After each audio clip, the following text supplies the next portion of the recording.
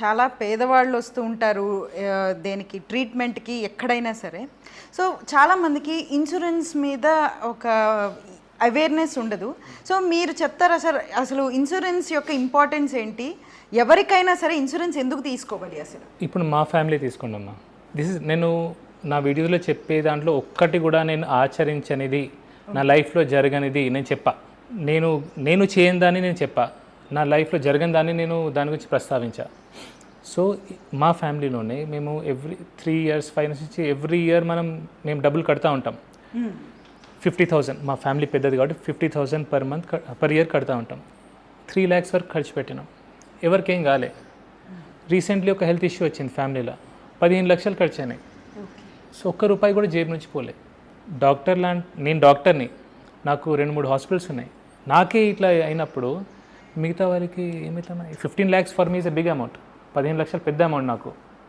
అలాంటి మామూలు వాళ్ళకి ఎంత ఇబ్బంది అవుతుంది. సో వారు కూడా ఇన్సూరెన్స్ చేసుకుంటే చిన్నగా సంవత్సరానికి 10,000 15,000 ఇన్సూరెన్స్ చేసుకుంటే చిన్న కుటుంబం రేపటి రోజు లక్షలు ఖర్చు పెట్టాల్సిన అవసరం పడదు మనకు.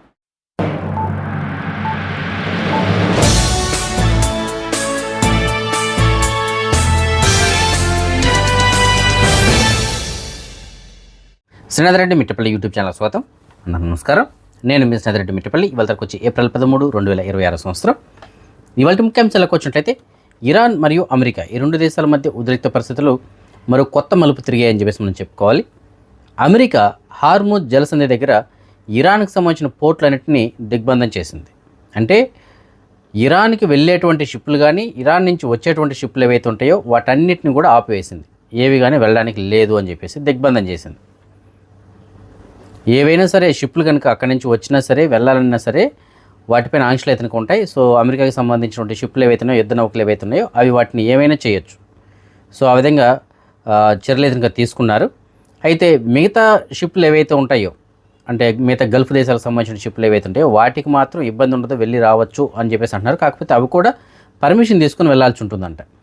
సో మొత్తం మీద ఏంటంటే ఇరాన్కి మాత్రమే ముఖ్యంగా ఇక్కడ ఆంక్షలు అయితే పెట్టింది. ఇరాన్కి సంబంధించిన పోర్టులకి వెళ్ళేటువంటి షిప్లు కానీ వచ్చేటువంటి షిప్లు కానీ ఏవి కానీ అనుమతి లేదు అని చెప్పేసి వీళ్ళు ఎక్కడ ఆపేశారు, ఓమన్ దగ్గర ఆపేశారు. సో ఓమన్ జలాల్లో అక్కడ ఆపేశారు. అంటే హార్మోజ్ జలసంధికి ముందుగానే వాళ్ళు ఆపేశారు. ఎందుకంటే లోపలికి ఎంటర్ అవ్వరు కాబట్టి అక్కడికి వెళ్ళక ముందే ఆపేశారు. సో ఏ షిప్ వెళ్ళడానికి లేదు ఇరాన్కి, ఇరాన్ నుంచి రావడానికి ఏది లేదు. మరి ఇరాన్ అప్పుడు ఏ విధంగా ఆయిల్ ఎగుమతి చేస్తుంది, చేయలేదు. సో ఆ విధంగా ఇరాన్కి సంబంధించిన పోర్టులన్నింటిని కూడా దిగ్బంధం చేసింది అమెరికా. అయితే దీనిపైన ఇరాన్ కూడా ఘాటుగానే స్పందిస్తుంది. మీరు ఈ విధంగా చేయటువంటిది ఇది ఉల్లంఘన కిందనే వస్తుంది, మీరు కూడా సముద్రపు దొంగలతోనే సమానం, ఆ విధంగా చేస్తున్నారు మీరు ప్రవర్తన అటువంటిది. సో మీరు ఈ విధంగా చేస్తే మేమేం చేస్తామంటే మిగతా పర్షియన్ గల్ఫ్ దేశాలు ఏవైతే ఉన్నాయో వాటిపైన, అలాగే ఓమన్లో ఉన్నటువంటి పోర్టులు ఏవైతే ఉన్నాయో ఇక్కడ ఉన్నటువంటి ఏ ఒక్క పోర్టుని కూడా మేము వదలము, అన్నిటిపైన మేము దాడులు చేయడం జరుగుతుందని చెప్పేసి హెచ్చరించారు వాళ్ళు. సో ఒకవైపున అమెరికాని హెచ్చరిస్తూనే ఇక్కడ చుట్టుపక్కల ఉన్న మిగతా పోర్టులపైన కూడా దాడి చేస్తామని చెప్పేసి అంటున్నారు. అయితే ఇది ఏ విధంగా దారి తీస్తుంది ఏంటి అన్న గురించి ఏదైనా మనం వెయిట్ చేయాల్సిన అవసరం ఏదైనా ఉంది. అయితే అమెరికాకి సంబంధించినటువంటి యుద్ధ నౌకలు అక్కడ ఏవైతే ఉన్నాయో అవి చిన్న యుద్ధ నౌకలు అయితే కాదు, అవి చాలా పెద్దవి. అబ్రహాం లింకన్తో సహా పెద్ద నౌకలు అయితే అక్కడ ఉన్నాయి. అబ్రహాం లింకన్లో మనం చూసుకున్నట్లయితే 20 యుద్ధ విమానాలు, అలాగే 600కు పైగా విమానాలు అయితే ఉంటాయి దాంట్లో. సో ఆ విధంగా చాలా పెద్ద షిప్ అది. సో అలాంటివి షిప్లన్నీ కూడా అక్కడ మోహరించున్నారు. మరి ఏ విధంగా దారి తీస్తుందో మరి చూడాలి. సో ఏదైనప్పటికీ అమెరికా నేను వదలనంటుంది, అలాగే ఇరాన్ కూడా నేను వదలను అంటుంది. ఇద్దరు హోరాహోరీగా ఉన్నారు. మరి దీని యొక్క ప్రభావం మిగతా దేశాలపైన ఎలా ఉంటుందో మరి చూడాలి. ఇక మనం కువైట్ విషయానికి వచ్చినట్లయితే కువైట్కి సంబంధించిన మినిస్టర్ ఆఫ్ ఇంటీరియర్ వాళ్ళు తెలియజేసిన సమాచారం మేరకు గడిచిన 24 గంటల్లో కువైట్ పైన ఎలాంటి దాడులు కానీ జరగలేదు, శత్రు దేశాల నుంచి ఎలాంటి దాడులు కానీ జరగలేదని చెప్పేసి తెలియజేస్తుంది. అయితే బహ్రెయిన్ మాత్రం తెలియజేస్తుంది, బహ్రెయిన్ పైన ఈ కాల్పుల విరమణ ఒప్పందం కొనసాగుతున్నా సరే ఒక 7 డ్రోన్లు అయితే దాడి చేశాయని చెప్పేసి బహ్రెయిన్ అయితే ఆరోపించింది. సో కువైట్లో మాత్రం 24 గంటల్లో మనకి ఎలాంటి దాడులు కానీ లేవు, మొన్నగాడు లేవు, అంతకుముందు రోజు ఉన్నాయి కానీ నిన్న ఇవాళ అయితే దాడులు లేవు అని చెప్పేసి మినిస్టర్ ఆఫ్ ఇంటీరియర్ వాళ్ళు అయితే తెలియజేస్తున్నారు. ఇవాళ కువైట్లోని public authority for man power వాళ్ళు కొన్ని కంపెనీలపై సంబంధించిన ఫైల్స్ని తాత్కాలికంగా రద్దు చేయడం జరిగింది. అలాగే కొంతమంది కార్మికులను కూడా అదుపులో తీసుకోవడం జరిగింది. వీటికి సంబంధించిన మనం చూసుకున్నట్లయితే కొంతమంది కార్మికులు ఏం చేశారంటే సుమారుగా 700 మంది కార్మికులు, అందులో ఒక 400 మంది కార్మికులు ఏం చేశారంటే ఒక దగ్గర గుమికూడి నిరసనలు అయితే ప్రదర్శించడం జరిగింది. సో ఆ కంపెనీ వాళ్ళు ఎవరైతే ఉన్నారో వాళ్ళు ఏవైతే వీళ్ళ మధ్య ఒప్పందాలు ఉన్నాయో వాటిని పాటించట్లేదు అని చెప్పేసి. సో దాంతో వీళ్ళు నిరసనలు ఏదైనా ప్రదర్శించారు. సో దాని తర్వాత కువైట్కి సంబంధించినటువంటి పిఏఎం వాళ్ళు వెంటనే వాళ్ళ దగ్గరికి వచ్చి వాళ్ళ ప్రాబ్లం ఏంటనేది కనుక్కోవడం జరిగింది. అలాగే భద్రతా అధికారుల యొక్క సహకారంతో వారందరూ కూడా అక్కడి నుంచి చెదరగొట్టడం జరిగింది. దాని తర్వాత ఆ కంపెనీకి సంబంధించిన యజమానులు ఎవరైతే ఉంటారో వాళ్ళకి సంబంధించిన ఫైల్స్ని తాత్కాలికంగా క్లోజ్ చేసి యజమానులు కూడా పిలిపించడం జరిగింది విచారణ కోసం అని చెప్పేసి. సో ప్రస్తుతానికి దీనిపైన దర్యాప్తు కొనసాగుతూ ఉంది. అలాగే కువైట్కి సంబంధించిన PM public authority for man power సంబంధించిన ఆఫీస్ ఏదైతుందో అక్కడ కూడా ఒక 300 మంది కార్మికులు అయితే గుమ్ముకోవడం జరిగింది. సో ఇక్కడ కూడా సేమ్ అదే పరిస్థితి, వాళ్ళని అయితే చెదరగొట్టారు. అలాగే ఆ కంపెనీకి సంబంధించినటువంటి యజమానులు ఎవరైతే వాళ్ళని కూడా పిలిపించడం జరిగింది. సో ఈ మొత్తం మీద 700 మంది కార్మికులు ఎవరైతే ఉంటారో వీళ్ళలో కొంతమందిని పిలిపించి ఇప్పుడు ప్రస్తుతానికి చర్చలు అయితే జరుపుతున్నారు. ఏమిటి, ఎందుకు, ఎలా, ఏం జరిగింది ఇంతకీ. సో మొత్తం డీటెయిల్స్ అయితే ఆరా తీస్తున్నారు. కానీ గవర్నమెంట్ చెప్తుంది ఏంటంటే ఏదైనా సరే మీకు కార్మికపరమైనటువంటి ఇబ్బందులు ఏదైనా ఉంటే కనుక మీరు ఎనీ టైం 24 గంటల్లో ఎప్పుడైనా సరే పబ్లిక్ అథారిటీ ఫర్ మ్యాన్ పవర్ని అయితే మీరు సంప్రదించవచ్చు. సో అధికారిక మార్గాలు ఏవైతున్నాయి వాటి ద్వారా మాత్రమే మీ సమస్యలను పరిష్కరించుకోవాల్సి ఉంటుంది. ఈ విధంగా చేసినట్లయితే చట్టపరమైన చర్యలు చాలా తీవ్రంగా ఉంటాయని చెప్పేసి అయితే హెచ్చరిస్తున్నారు. సో అది కంపెనీలకు కావచ్చు, అలాగే వర్కర్స్కి కావచ్చు. ఎందుకంటే వీళ్ళు అర్ధాంతరంగా పని ఆపేయడం వల్ల వర్క్ అనేటువంటిది ఆగిపోతుంది. సో అలా అటు కంపెనీకి లాస్ ఉంటుంది, వీళ్ళకి జీతాలు రావు. సో అలాగే కొద్దిగా ప్రాబ్లమ్స్ కూడా క్రియేట్ అవ్వడానికి అవకాశాలు ఉంటాయి. కాబట్టి మీకు ఏదైనా సమస్యలు ఉంటే మీరు అధికారిక మార్గాల ద్వారా మాత్రమే వాటిని తీర్చుకోవాలి తప్ప ఈ విధంగా మీరు నిరసనలు తెలియజేయడం, ఎక్కడంటే ఇక్కడ గుమ్మికోవడం ఇలాంటివి చేయకూడదని చెప్పేసి తెలియజేస్తారు. అలాగే కువైట్లో public authority for man power వాళ్ళు ఎవరైతే కార్మికులను అక్రమంగా నియమించుకొని వర్క్ చేపిస్తూ ఉంటారో అలాంటి వారిని లక్ష్యంగా చేసుకొని కొంతమంది అదుపులో తీసుకోవడం జరిగింది. వారందరినీ కూడా అక్కడి నుంచి తరలించారు. అలాగే వారిని ఎవరైతే నియమించుకున్నారో వారి కంపెనీలు ఏవైతే ఉంటాయో వాటిపైన కూడా చర్యలు తీసుకుంటారని చెప్పేసి తెలియజేస్తున్నారు.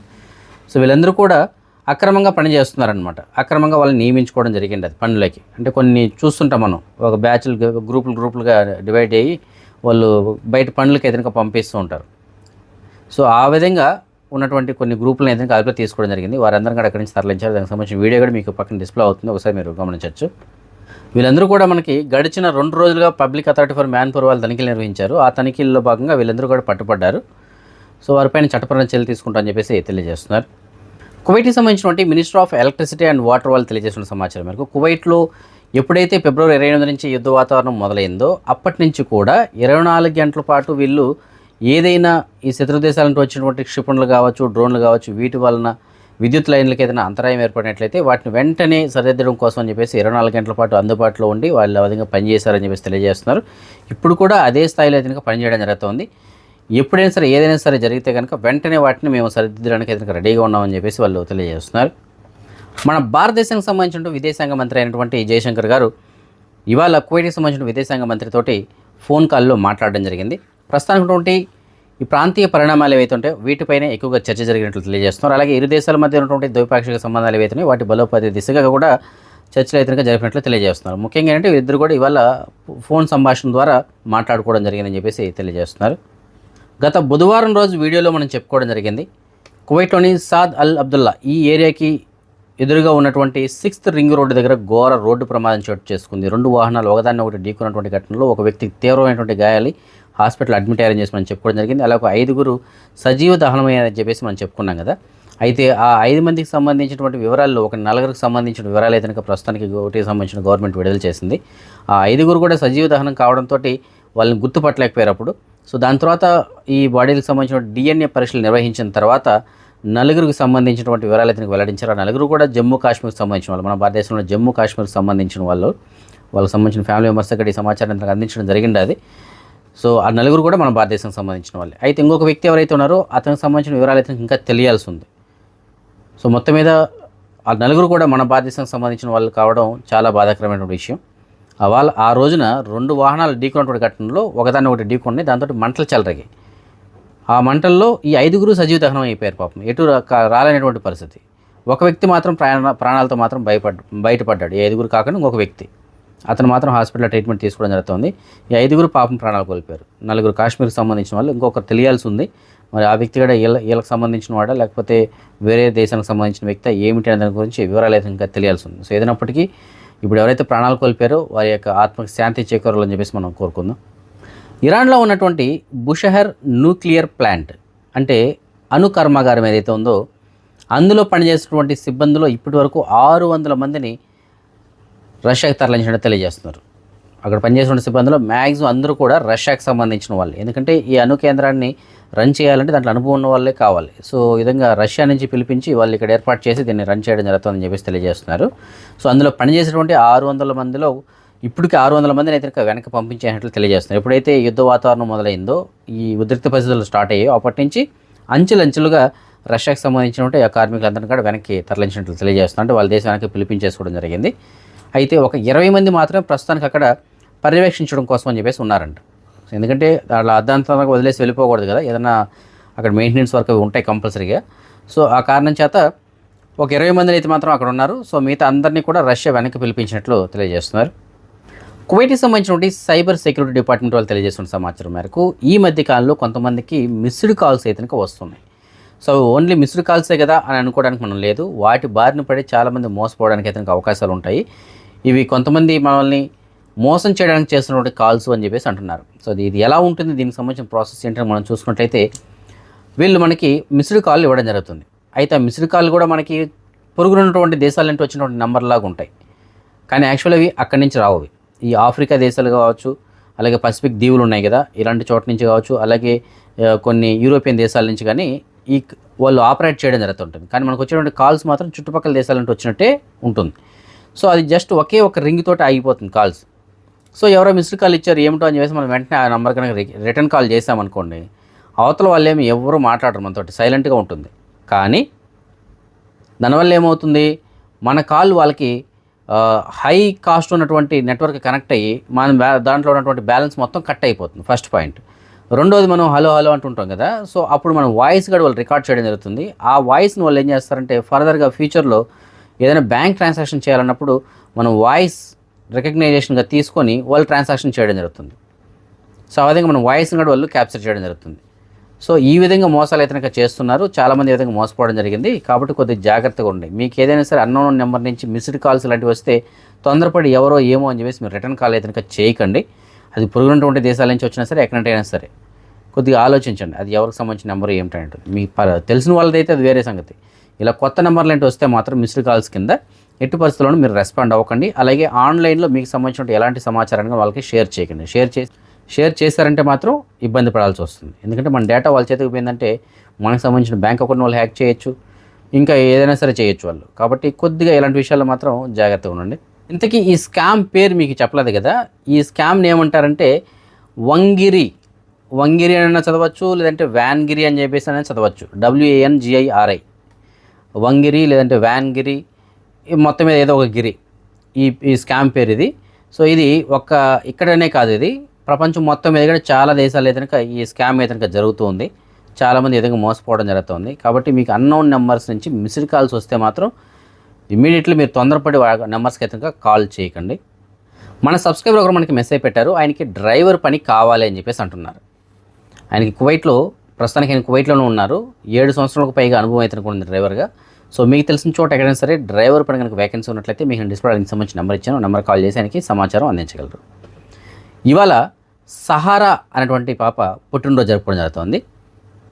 ఈ అమ్మాయితో పాటుగా ఇంకా ఎవరైనా మన సబ్స్క్రైబర్స్ యొక్క పిల్లలు ఇవాళ పుట్టినరోజు జరుపుకుంటుంటే వారికి కూడా నా తరపున, అలాగే మన ఛానల్ సబ్స్క్రైబర్స్ అందరి తరపున పుట్టినరోజు శుభాకాంక్షలు. అదే మనం ఈ మనీ ఎక్స్చేంజ్ విషయానికి వచ్చినట్లయితే ప్రస్తుతానికి ఒక కువైట్ దినార్ మన భారతదేశం రూపీస్లో సుమారుగా 301 రూపాయ 50 పైసలుగా ఉంది. బంగారం విషయానికి వచ్చినట్లయితే మాలియాలో ఉన్న సూకల్వతిలో ఉన్నటువంటి షాప్ నెంబర్ 121లో ఉన్న FK జ్యువెలర్స్ వాళ్ళు మనకు అందించిన సమాచారం మేరకు 22 క్యారెట్ల బంగారం ప్రస్తుతం 1 గ్రామ్ ధర 43 దినార్ల 460 పైసలుగా ఉంది. అదే 24 క్యారెట్ల బంగారం ఉన్న బిస్కెట్ రూపంలో బంగారం ప్రస్తుతం 1 గ్రామ్ ధర 47 దినార్ల 394 పైసలుగా ఉంది. సో ఈ ఫ్రెండ్స్ ప్రస్తుతం అప్డేట్స్ రేపు రాత్రి 9 గంటలకు వచ్చే వీడియోలో మరిన్ని అప్డేట్స్ తెలుసుకుందాం. అందరికీ సెలవు. జై హింద్.